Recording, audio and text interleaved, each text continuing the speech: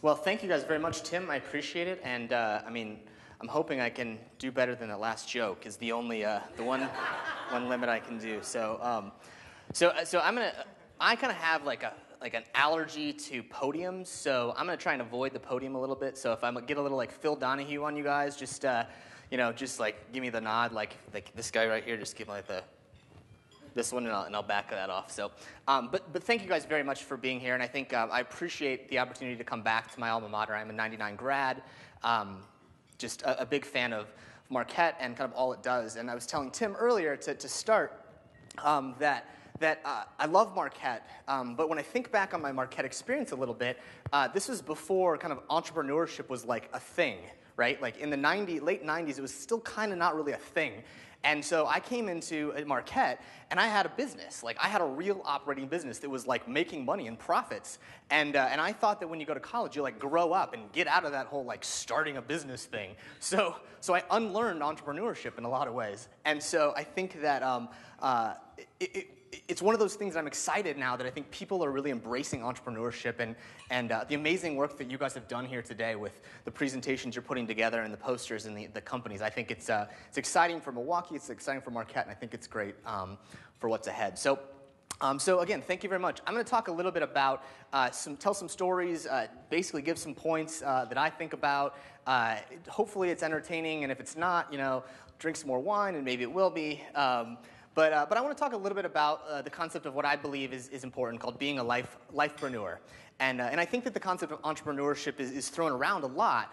Be an entrepreneur, start a company, do that type of stuff. But I really think that entrepreneurship is more than just starting a company. It's kind of a way of life and a way of thinking. And so I recently started this company, Zaarly, that I'll talk a little bit about and tell some stories about. But I think that really the stuff that I learned at Marquette really taught me how to be an entrepreneur of life. And I think that's what I want to talk about. The students here today, as well as everyone else in the audience, is about really being a lifepreneur and talk about 10 things that I think are important that I've learned in my journey, and hopefully will continue to learn. So who the heck am I? Well, I think like anyone, really, I'm a lot of things. I did graduate in '99. I have a lovely wife. I like to do a lot of different things. I currently live in D.C. My wife is a professor at Georgetown, and I have a company in San Francisco. So that's awesome. Frequent flyer miles are just like crazy. But I think that's what about being an entrepreneur is, and I think. It's really what being a lifepreneur is. It's about embracing life. And I think that's what kind of the topic today is that I want to encourage everyone in here, particularly the students who are thinking about graduating and going to work at companies, to take this message. And I think if you take one thing from all that I say, and maybe you take 0 things, but let's say you take half of the thing, try to think about life like this. As much fun as you've had working on these business plan competitions, and as much experience as you've had trying to basically take an idea you have and turn it into something, live your life like that. Live your life like it's a startup. And it's the most exciting thing you can do to basically get this in the world and get your life out there for everyone to see. So today I'm going to talk about 10 things that I think that I've learned in my brief journey in life, and talk a little bit about some of those things and kind of the experiences and the stories that I've had. And hopefully they're an entertaining way to tell some of the things that I think, particularly for students, but anyone who's young in their career, thinking about how you can take a journey into entrepreneurship, whether you start a company, you're part of a company, or you continue to be a part of life. I think it's important. So the first lesson that I think is a really important one, and this is, I think it's a Woody Allen quote, is 90% of success is just showing up. And I think it's a good experience, a good statement right there. I think there's a little bit more to it. I think it's not just about showing up. I think it's about showing up a little bit better. I think it's about showing up prepared, and I think it's about showing up to be a part of something. So let me tell you a little bit of the story about Zaarly. So who here has heard of Zaarly at all, just so I have a little context at all? Anyone? Who has heard of it, but not just that I was speaking tonight? Raise your hand. All right, okay. So essentially what Zaarly is we're trying to build today's version of an eBay or a Craigslist, a very focused marketplace where people can buy and sell with each other using the power of your mobile phone, the power of social, all those kind of things. So if you've ever said, I would pay $100 for a used iPhone, or I would pay $200 for someone to clean my house, or for Tim, if you said you would pay $50 for someone to sit next to you tonight to get this ticket, you could use that on Zaarly. So that's essentially what we are. But the story of how Zaarly started is one of those stories about the concept of just showing up. And how Zaarly started is it actually started out of a weekend event called Startup Weekend. Who here is familiar with the term of Startup Weekend? Yes? good. So if you guys don't know what Startup Weekend is, I will tell you that it is the single, and I believe this from my heart, the single most important force for good for entrepreneurship in the world. Let me repeat that again. I firmly believe that Startup Weekend is the single greatest force for good in entrepreneurship. The reason is it teaches experiential education for entrepreneurship as opposed to classroom style or lessons or books. You literally show up on Friday night, you pitch an idea that you have, and over the course of the weekend, you build that idea, and Sunday night, you pitch a prototype of your idea. It's like a business plan on steroids. Essentially, that's what Startup Weekend is. Friday night, you pitch an idea, and on Sunday night, you basically can have a business. And that's the story of Zaarly. Basically, on a whim, I reached out to a couple friends of mine, and I said, hey, it's my birthday weekend. This was just about 15 months ago, last February. I said, hey, my wife's out of town. It'd be awesome to hang out with some people and basically do something cool. Who wants to go to Startup Weekend with me? And I asked for a raise of hands, and no one raised their hand. So I was off by myself to go head to LA. So I convinced one other person who's a good friend of mine, and at the time, the vice president of the Kauffman Foundation, to fly to LA with me and participate in Startup Weekend. So essentially, we show up on Friday night with the whole idea that we were going to hang out for a little bit, drink a lot of wine, and basically help coach teams to be entrepreneurs. Because we've already done this. We all had jobs we loved. But we were going to show up and participate in Startup Weekend and help other people. Well, fast forward 54 hours later, we won Startup Weekend. Ashton Kutcher gave us a commitment to invest $1 million in the business, all because we just showed up. And that's the important thing, is that had we not basically taken it upon ourselves to participate in something, to take life by the horns and just show up, we wouldn't have had this. But it didn't just be about just showing up. There was a little bit more. We essentially had to come up with ideas and think about how we could participate in the moment. So more than just showing up, we basically participated, and I would say that probably one of the seminal points in my life was that Monday after winning Startup Weekend, meeting these amazing people, the co-founders that I have founded this business with, and essentially calling my wife on Monday morning saying, so honey, there's these two guys you've never met before, but I'm quitting my job to go start a business with them. How do you think about that? Well, thankfully I had a very supportive spouse, but that conversation did happen, and a lot of it came from not just showing up, but showing up a little more. So, that's terrible, but, so I know some of the people in here use Twitter, or some of you may not, but I always find it's the amazing part about giving a speech is that people always like to tweet things that you say or take notes on stuff, so I tried to make it easier on everyone. I actually just took the note that I would take if I was writing a note on my speech, so feel free to write this down, tweet it, or do nothing with it, but there you go. I'm going to give you the tweetable lesson from each of these points that you can take right there. And so, like I said, about this, 90% of success may be showing up, but I think the 99% of true success is showing up just a little bit more. So that's what I think is important. And I think, for me, the story of Zaarly is a perfect example of just showing up, being a part of the moment, that I think that helped us in an amazing way. So the second point that I like to talk about is a word that is entirely made up. If there's a trademark lawyer in here, I'd love to trademark this phrase. And the term is hustle-G. So hustle-G is actually the combination of hustle and strategy. Hustle-G. And I think it's one of the most important things, and I actually credit a lot to Marquette and my kind of Midwest upbringing of having what I call hustle-G. And hustle-G is something that a lot of us have thought about. You work so hard for something, but it doesn't result in anything. Well, the truth is you just need to work hard, but you need to work smart. And I think that combination is what I consider hustle-G. And I think being an entrepreneur is truly the best lesson in hustle-G that you can have. How do you wind up, literally, I literally spent last weekend in San Francisco, and I slept in the office 2 nights last week. That's embarrassing, frankly, but it's what you have to do something amazing. If you want to basically do something that you believe in, you have to have hustle-G. You have to be smart enough about what you're doing, but you have to work your tail off to do it. And I think this quote here is a favorite one that I've seen before a couple times, and you all can read it yourself, but I think that's kind of what hustle-G is about. It's about working hard at something, working smart about something, but essentially having hustle-G, I think, is really been what's important. And I think all of you all who've done these business plans right here, that's 1% of the work. It's 1% of the way that you need to get there, or less. The reality of it is the hard part's just begun. The hard part for us starting Zaarly wasn't winning Startup Weekend. It was going to the next thing and going to South by Southwest and launching this thing. It was turning this thing on for nationwide, and it'll be the next step of going global for us. All of these things are the next hardest thing that you'll ever do. And so remember that as you're going through it. Think about how hard this is going to be, but think smart about how you're going to do it. So Sorry, my slides are off a little bit, but hustle plus strategy equals hustle G. And the key to success in startups is strategic, hard-ass work.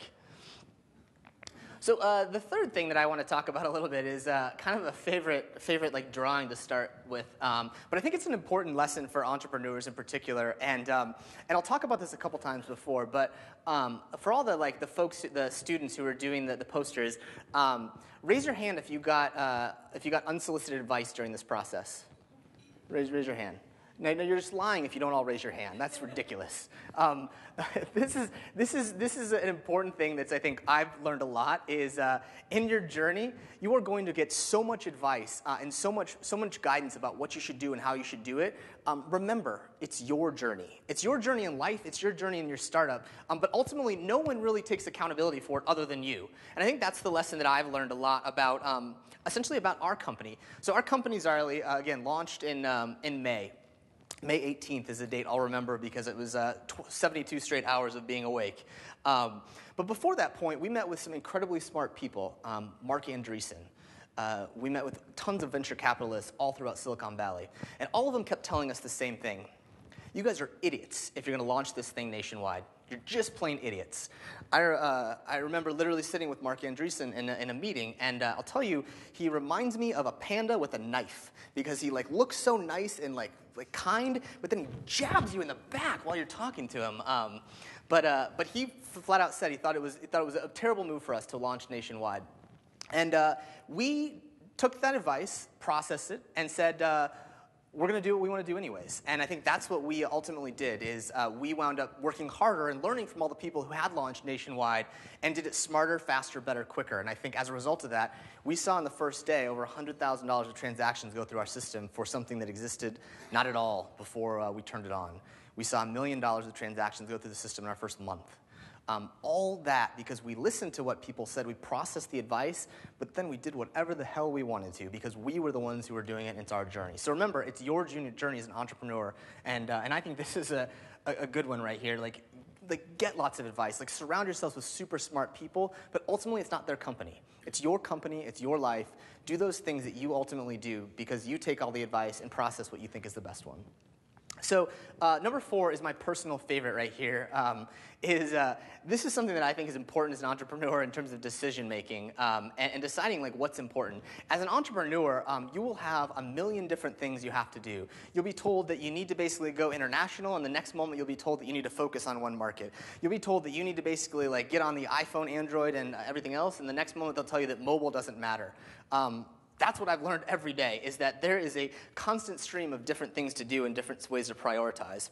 So I think the lesson that I think is important here is almost like a barometer to say, how do you start to decide what's important and what's not important? And I think that the test is around the F-yeah test. And I PG'd it up in case anyone was nervous, but you can use your imagination to figure out what that means.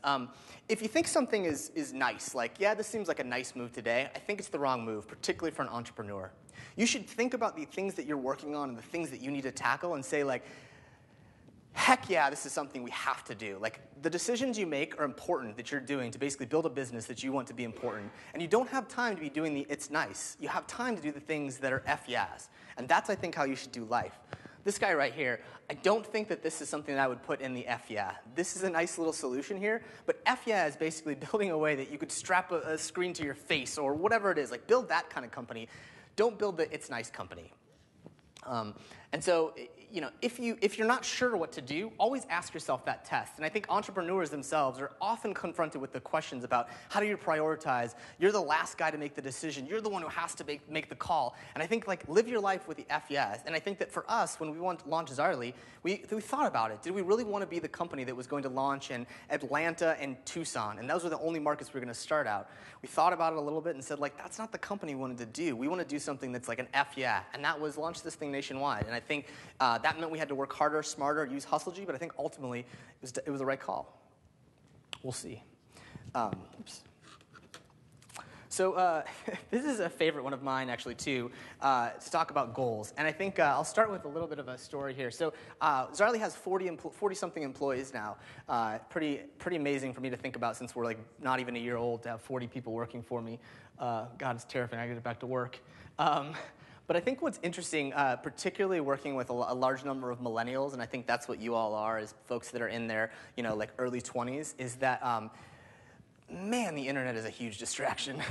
God, it is hard to get over the internet. And like, I think this picture is perfectly illustrating it. Like, oh my God, look at those amazing things, and the internet gets in my way. And that's why I think it's important, particularly, to think about goals. I think you have to focus on goals and have to figure out ways to do it. There was a very interesting study that was done at Harvard a number of years back, and I'm not sure if those of you have heard of it, but essentially what the question was is they asked, I believe it was the 1970 grads of Harvard. They asked every graduate to ask them the simple question, like, do you have goals? And that was the question. It was yes or no. And if they answered yes, they asked them the question like, well, how often do you have your goals written down? Yes or no? If yes, how many times do you look at your goals? Once a year? Once a month? Once a week? Once a day? Multiple times a day? They took that data and basically like graphed every person on that chart. And then they let that data sit. They went back at their 10-year and 20-year reunions, and there was an exact curve on every metric: happiness, wealth, relationship satisfaction, all of the above, that correlated exactly to how many times people looked at their goals. If you looked at your goals multiple times a day and had them written down, you were most likely to be at the top in terms of job satisfaction, relationship satisfaction, career satisfaction, money in the bank, all those metrics right there. And that's why I think goals are important, to set them. You set them and it helps you basically reach what you want. As an entrepreneur, it's the most important thing. If you don't have deadlines and goals, things don't get done. For us, when we launched Zaarly, we essentially gave ourselves 90 days from the point where we were at Startup Weekend to turn this thing on. Our first deadline was South by Southwest, which was a 2-week deadline to turn a product that didn't exist into something we would launch at the world's largest tech conference. It was probably, in retrospect, the dumbest thing I've ever done. To say, like, hey, let's go to this conference where 50,000 of the biggest tech nerds in the country are going to be, and let's see if we can turn this little company that we just came up with about 5 hours ago into a household name. But that was our deadline. That was our goal. Let's launch at South by Southwest. And it turned out that was the reason that we got folks like Meg Whitman and Kleiner Perkins to be involved, because they saw that we'd set a deadline and we'd achieved it. Now, the truth is like our deadline was to launch on Thursday night of South by Southwest, and Sunday morning we got around to launching the product. But I think we had a goal there, and that made everyone better and made everyone shoot harder. So I think don't be afraid of your goals. I think they ultimately, goals are things that people are like, oh, don't write that stuff down. Like, just do what you need to do. I don't think you need to worry about goals and is like, are they the right goals? Are they not the right goals? Really, the process of setting your goals, they're like a Sherpa of life. It's literally like something that's going to guide you along the way and keep you focused when you get off track. So that's what I think, like, be a goal checker is important. And I have to say that, like, after hearing about that study at Harvard, I actually write my goals down, and I actually keep them in my wallet, and I check them often, and I know what I need to do, and I know what I want to do. And for me, it's been one of those things that since Marquette, when I heard that my junior year, it actually changed the way that I live my life in terms of like thinking about what's ahead. So I encourage you, if you don't write down your goals, write them down, and then check it. I saw one of my friends actually does this, where he has an email that's automatically sent to him from himself every day with his goals. So come up with technology, use whatever it is, but I think it's super important, and it's been really a way that's helped me on my life. So who here has heard of this quote about luck? That they don't believe in luck. Luck doesn't exist. The specific quote is it's attributed to a lot of different people. I've heard Tiger Woods use it. I've heard Warren Buffett use it. But the quote is luck is when preparation meets opportunity. Who's heard that before? Yes. I think it's perhaps one of the most profound quotes in my life because basically, like, I started an internet company in a weekend and went to have Ashton Kutcher, Meg Whitman, and basically like everyone's dream in 6 weeks. It's super easy to look at me and say, like, God, Eric, you are so lucky. Thank you, but I don't believe in luck. I think that luck is actually when preparation meets opportunity. So let me tell the stories of the Zaarly founding, and first the way that people see it, and then what really happened. So the way people see it is like a couple guys went down to LA for a weekend, like worked on some stuff. Ashton Kutcher happened to show up and was like, oh yeah, God, I love movies and stuff. Here's some money. Awesome, Zaarly, there you go. That's the story that people like to think would happen, but what really happened is quite different. Startup Weekend was actually my 7th startup weekend that we founded Zaarly at. I'd won Startup Weekend 3 times before Zaarly. Those all turned out to be small, modest successes, but I was preparing for what came next. Bo was actually the VP of Entrepreneurship for Kauffman Foundation and had had lots of opportunities. He'd actually met Ashton Kutcher 6 months before that. So all of these preparation was great, but it doesn't mean anything unless you basically are showing up at the right place and ready for the opportunity that presents itself. And so that's why I think the importance of showing up and showing up better and also being ready for that time when that opportunity presents itself are so important. There is no such thing as luck in my mind. Luck is BS. It's just BS. The truth is you make your own luck. You get the chance to basically grab the person in the room who you think can make your business successful and take that person and help them make you lucky. So if you think that it's important for you to get Ashton Kutcher, get your ass on a plane to LA and stalk out his favorite coffee shop and make your own luck. Because that's not what life is about. Life is not about being lucky. If you want luck, go play the Mega Million lottery. But if you want basically opportunity and preparation to basically build your own business, you basically got the best lottery you can called entrepreneurship. So the 7th point that I like to talk about, God, my voice went really high right there. That was embarrassing. Sorry about that, Tim. The 7th point that I like to talk about that is particularly important for entrepreneurs, and particularly entrepreneurs that are just starting out in their business, is called Be a Da Vinci. And now everyone's familiar with Leonardo da Vinci, yes, famous guy. But what he's most famous for is kind of, in my mind, inventing the concept of what is called a Renaissance man. And a Renaissance man, Renaissance woman, call it what you will, but Leonardo da Vinci was a master inventor. He was a master painter, he was a master sculptor, he was a master thinker. The writings and stuff have been proven to this day to have been amazing things. And so I'm not saying for everyone to go out and be Da Vinci. He was obviously a very amazing man. But I am saying that I think that life, being an entrepreneur, is about trying to basically find things that you can improve about yourself to be better. If you're someone who's a developer and you're really good at Ruby, learn Java. If you're someone who's a finance guy who's really good at numbers, learn programming.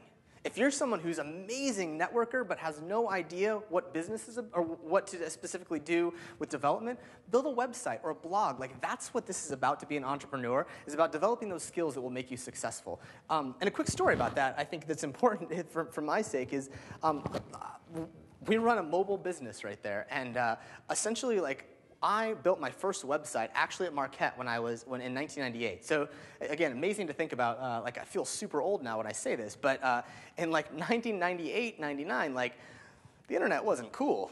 You couldn't just go build a business out there, right? It wasn't something that people were yeah, go out there and start your own company and entrepreneurship. There wasn't even a Kohler Center to help with that kind of stuff.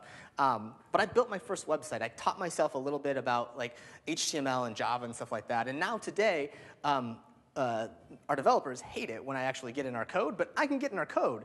I'm not saying I'm good at it, but I'm smart enough to know how to ask the right questions. And I think that's what's important about being a Da Vinci and being an entrepreneur, is try to learn just enough so that you can be a little bit dangerous, because I think what it'll do is it'll help you in those areas where you need help. So learn every day. Card tricks, speaking Russian, ballet dance could save your life one day. All right, that's not the real thing I wanted to say. Here's the real one. But learn card tricks. I actually met this amazing entrepreneur who, on the side, he actually does card magic, and he found an investor for his company by literally doing a show at a VC fund in Silicon Valley. So turns out you can. But I do think it's important to think about those things that stir your passion, that make you think. If you're curious about stuff, don't just be curious about it. Take a little action on it. I think that's the opportunities to be young and be an entrepreneur, is you get to try those things. So number 8. Be inspired by others. And I picked 2 pictures, I think that, oh God, one of them is probably terrible, but that's not the one of my wife that I'm saying, by the way, in case she asked. Not the one I was saying was terrible. But surround yourself with people that inspire you. Who here has heard the statement by the Apple folks? Well, anyway, the quote is A people hire A people, but A minus people hire B people, and B people hire C minus people. That's kind of the way it is. Particularly when you're an entrepreneur, you do not want to surround yourself with people that are B or even A minus people. You want A plus people. And so let me tell the story really quickly about my 2 co-founders, Bo and Ian. If you can't tell who's who, I'll go through the story, then I'll let you guess at the end. I'm not the bald guy in the middle, though, in case you're wondering. But essentially, like, we met on a weekend, all three of us. I'd met Bo twice before, and I'd met Ian on Friday night when we decided to start a company. Fast forward 54 hours later, we all quit our jobs to work with two other guys who we basically had worked together with for like 48 hours. So 2 weeks later, or about a week later, we got together in LA after inking our deal to raise some money. And we sat in a coffee shop, I remember very vividly. And we were all really impressed with each other. Like, I was floored at Bo. He was the VP of entrepreneurship at the Kauffman Foundation, had started multiple business. Ian Hunter went to high school with Sean Parker and used to go dumpster diving, getting computers out in Oakton, Virginia to work on. He'd been at Plaxo, multiple companies. Between us, we'd done 12 companies. These are people who I was inspired to be around, and I'm fortunate to be in that business. And the funny part of that story is, like, we were so inspired by working with each other that I knew nothing about them, like, literally nothing. To the point where 2 weeks after we decided to start the company together, we're sitting in a coffee shop, kind of like talking to each other, and Bo turns to me and Ian and said, "Hey, I got a question for you guys. Have any of you guys ever been arrested for anything like really creepy or anything? Like, I just want to make sure that nothing like really weird has happened." And so that was the true story right there. But I think the answer was no, just in case. So nothing was on our record anyways, at least. But that's the story, I think, about how finding people who are truly inspiring and like focusing on that piece of their life. In case you're wondering, I'm the guy in the pink shirt, Bo is the guy in the middle, and Ian is the guy in the end. He's the most handsome of all of us ladies, just so you know, and single. But that's kind of what it is for me. Is like, I'm inspired to work with these people every day, and I think feel fortunate to have worked with to get the opportunity. I didn't found a company, and I hadn't founded a company with three people that I was so inspired to be a part of until this one. But the more important thing in all of this, and while I say, and in case my wife asks, this is the part where I really gushed longingly about her and all that kind of stuff. But the truth is like, having a business partner is important, but having a life partner is even more important. I couldn't do this without having my wife, and I'm inspired by her every day. She is a professor of accounting at Georgetown, and God, accounting at Georgetown's terrible. I still bleed blue and gold, people, don't worry. But anyway, I think having someone like that is amazing. And for me, I have to say, like, one of my favorite stories was when we were just starting out the business and thinking about some questions about what to do. She became my muse. I asked her the questions about, would you use this? What color do you think about like that? And having a life partner who can basically kick you in the ass at sometimes and basically help you with your business is amazing. And so I think find people that inspire you and be around those people when you're starting a business or in life. It's just, it makes life so much more fun. Be impressed with those people. I think it's important to basically like be able to brag about those people. You heard, I gushed like a little schoolgirl talking about my two co-founders and my wife. Like, I'm not embarrassed to admit it. I love those four people, or those three people. Three people. I love those three people because they're my brothers and my wife, and that's what they are.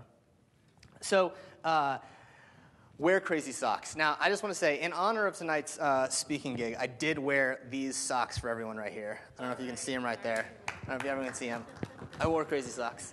You can have them afterwards, Tim, if you want. These are pretty special. But this is the point where it's not about life or about startups, but it's not about startups or about business or those kind of things. It is a little bit about life. And I think that like the challenge that I see, particularly for young entrepreneurs, is they get so much advice. They get so many things that they're told to do and think about and should do. And at the end of the day, I think you have to be yourself. You have to not worry about what everyone else says, what everyone else thinks, but be yourself. And so my thing is crazy socks. Like, I love crazy socks. I'll be firmly honest that the other pair of socks on the end right there, those are not men's socks, and I'm okay with that. That's my thing, crazy socks. But I think the important part about starting a business is that you do have to be true to yourself. You have to be who you are, and if that means you're the crazy sock guy, and who's the team that does the socks company? I saw that. Was anyone on the team from there, the socks company?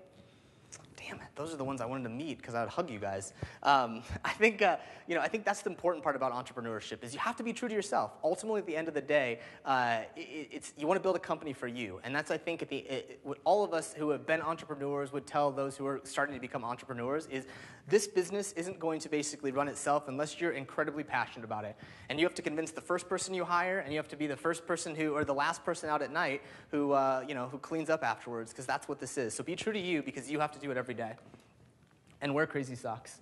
I think this is a quote that I think, the statement that I think is important.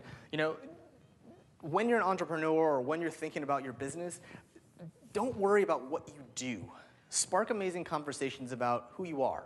And that's why I say be true to yourself. And if you're true to yourself, it'll ring true in your business. If I didn't love the fact that we at Zaarly are going to change the way that we do global economics, and I'm committed to it, none of you all are going to believe me. But we are. I'm committed to it, and because it's part of who I am and part of my passion and part of my business, part of my partner's business, part of all of our employees, we're committed to that. We're committed to something that who we are, because you could see through it if we couldn't. And that's why I say, like, be true to you and be about yourself, and what you do will basically sing from that. So the last one, the last slide in here is life ultimately is a blast. You know, have fun with life. If you don't enjoy going to work every day, like, you're making a huge mistake. Life is way too short for that.